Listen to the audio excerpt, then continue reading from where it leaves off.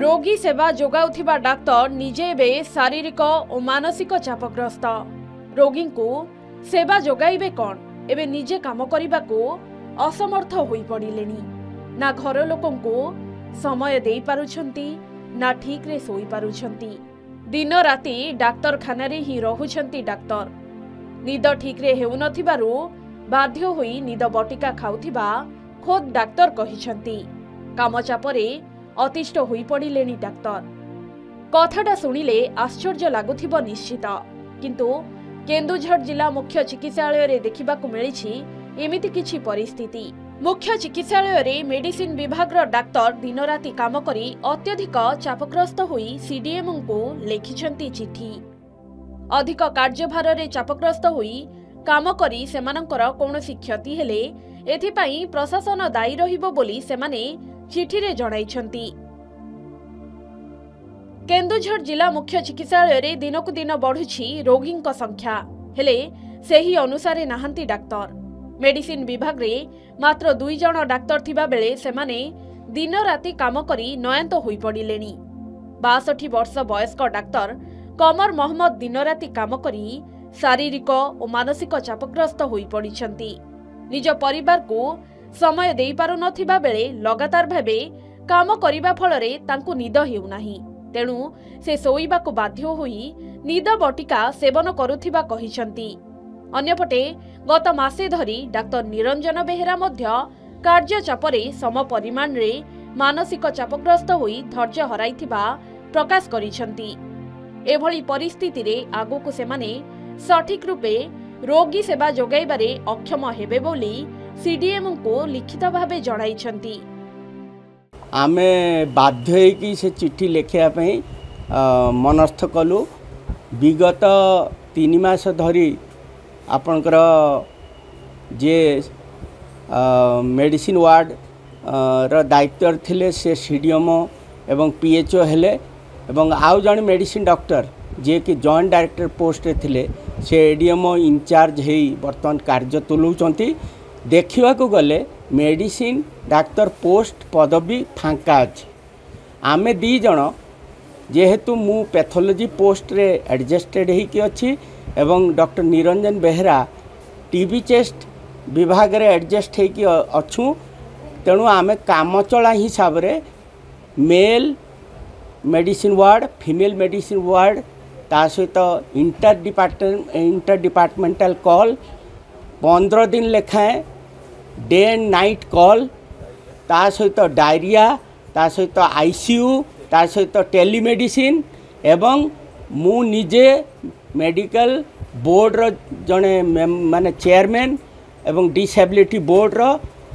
तेणु यही सबू एते कार्य व्यस्तता रहिली मो परिवार को समय दे पारुनी।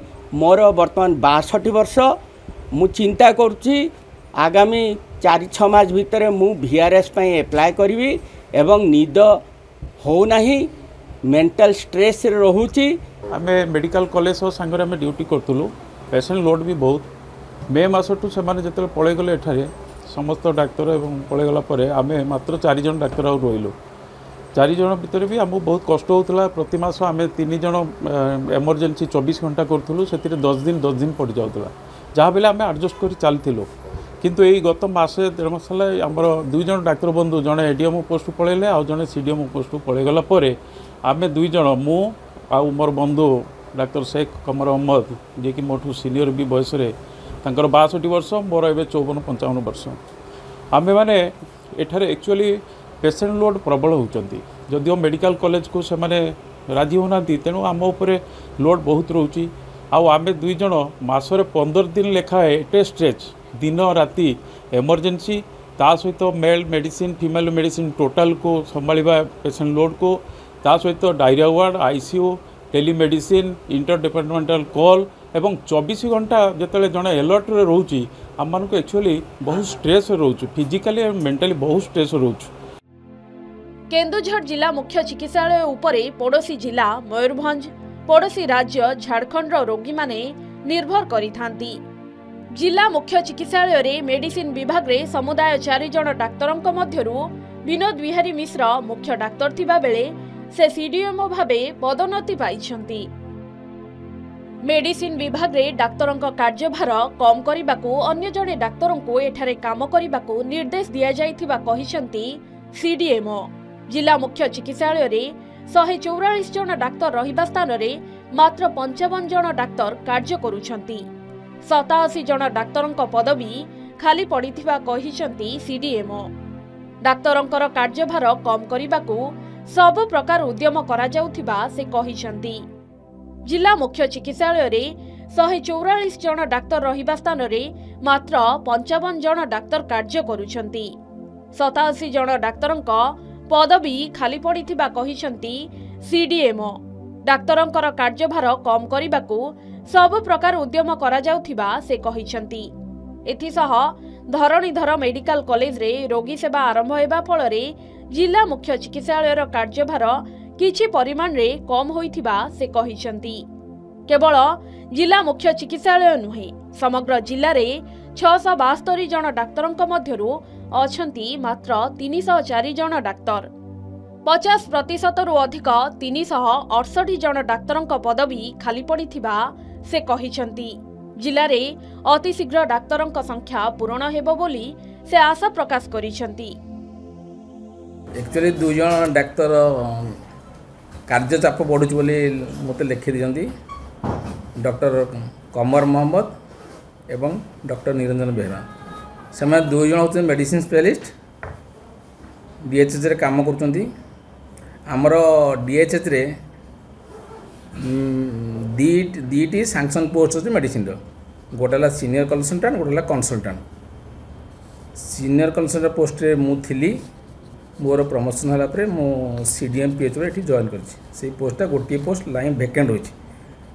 आउ जो कंसल्टेंट पोस्ट रे डॉक्टर प्रदीप कुमार मिश्र से अछंती वर्तमान भी इन पोजीशन तांको additional charge of DMO come super दिया सी मध्य ये 2 जन डाक्तर मेडिसिन काम रे सहाय्य करुछंती। या बे तांकर चाप कमाया पई आमे पल्मोनरी मेडिसिन जन डाक्तर को दिया जायछि वार्ड काम करिया पई।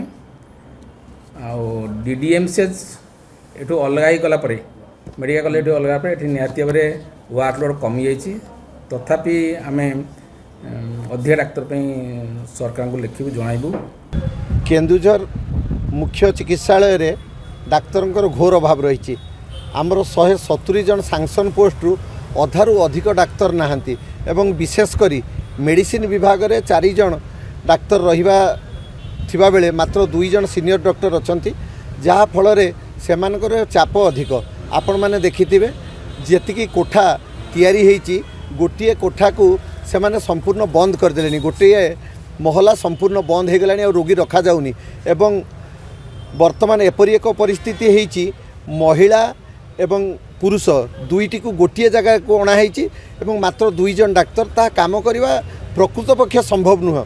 एवं केन्दुझर मेडिकल कॉलेज प्रतिष्ठा हैला परे मेडिकल कॉलेज मध्य सुचारू रूपे चली नहीं। मेडिकल कॉलेज रे डाक्तर मानकू जदि किछि मात्रा रे एटी डेपुटेशन सामयिक भाव में दायित्व दि जाता मु भाबुची वर्तमान परिस्थिति रे ता अवस्था सुधरी पारंता। डाक्तरों को द्वितीय भगवान भावे रोगी माने विश्वास करती कहीं रोगी जीवन बंचाइबारे डाक्तरों का मुख्य भूमिका थाए। किंतु एठारे डाक्तर माने नाना असुविधा भोगुछंती।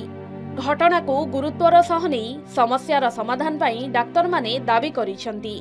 नूतन डाक्तरों को चिकित्सालय रे नियुक्ति दियागले एमानक समस्या कमिब निश्चित। केन्दुझरु रंजन त्रिपाठी रिपोर्ट के न्यूज ओडिशा।